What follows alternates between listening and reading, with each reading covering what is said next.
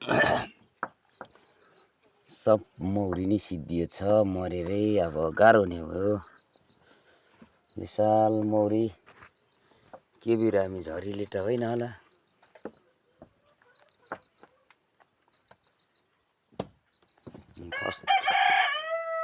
कस्तो नै यस्तो छ। अब अर्कोमा कस्तो हुन्छ हेर्नुपर्छ एकछिन पछाडि।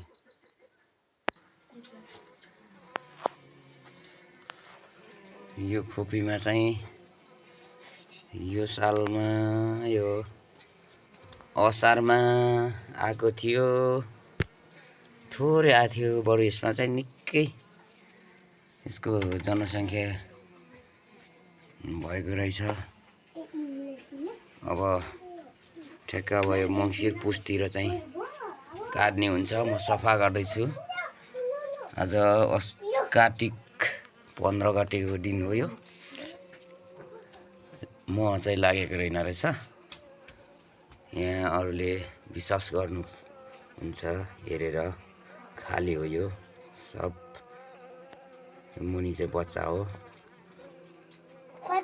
यो मुनि भाले मौरीको बच्चा धेरै लागिरहेको छ।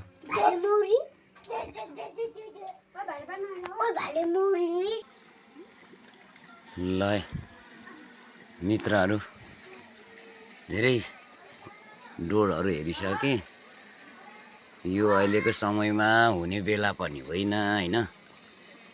तर पनि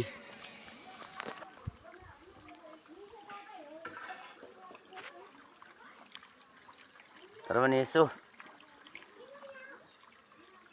हेरिमाग्नु भएर हेरिदिएको।